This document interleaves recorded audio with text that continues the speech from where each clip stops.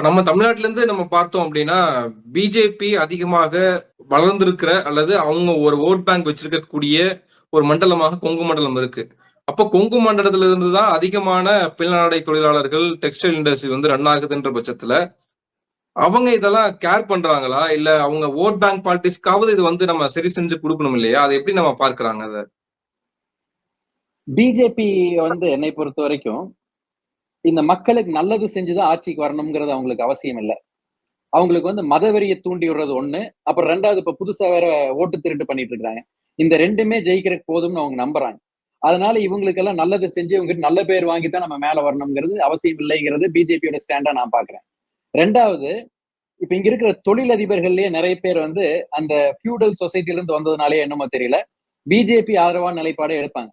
உண்மையில முந்தா நேத்து நான் சன் டிவில பேசினதுக்கு, இப்ப உங்க கூட நான் பேசுறதுக்கு இசைஞ்சதுக்கு காரணம் என்ன, இப்ப நெறைய வேலைகள்ல நான் உட்கார்ந்துட்டு இருக்கும்போது இந்த நேரம் ஒதுக்க முடியாம தான் இருக்கு.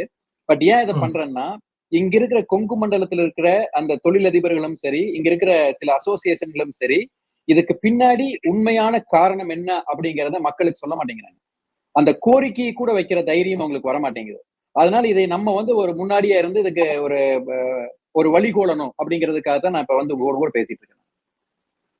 இது என்ன இதுல இப்ப என்ன கோரிக்கையை முன்வைக்க போறீங்க? இல்ல என்ன சொன்னா, என்ன பண்ணா இதுல ஒரு தீர்வு கிடைக்கும்னு நினைக்கிறீங்க? பெரிய கோரிக்கைலாம் இல்லைங்க. சிம்பிள் தான். இது நம்ம புதுசா பண்ண வேண்டியதில்ல. பல நாடுகளும் பண்ணிட்டு இருக்கிறது. இப்ப உதாரணத்துக்கு பிரேசில் எடுத்துக்கலாம்.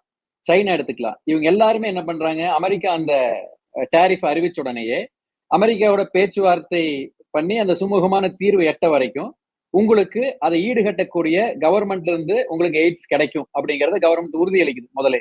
அதுக்கப்புறம் அவங்க பேச்சுவார்த்தையின் மூலமா சில தீர்வுகளையும், சில முடிவுகளையும் எட்டுறாங்க. அதுக்கப்புறம் வருது. எட்டலைனாலும் உங்களுக்கு நாங்க காப்பாத்துவோம் அப்படின்னு அவங்க சொல்றாங்க. இப்ப சைனால இருந்து தொழிலதிபர்கள் அவங்க கிட்ட ஒரு சிலர்கிட்ட பேசும்போது, நாங்க கன்டின்யூ பண்ண போறோம். எங்க கவர்மெண்ட் எங்களுக்கு சப்போர்ட் பண்றேன்னு சொல்லிட்டாங்க அப்படின்னு சொல்றாங்க.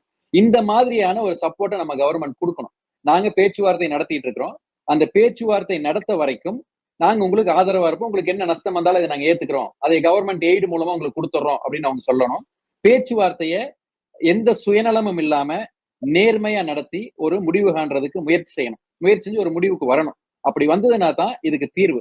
ஏன் அப்படி சொல்றேன்னா, இப்ப உடனடியா இப்ப இத பண்ணாம இப்ப இந்த 2, 3 மாசம் கழிச்சு தானா அது தீர்வாகுதுன்னு வச்சுக்கங்களேன். இப்ப ஒரு விவாதத்துல கூட ஒருத்தர் சொன்னாரு.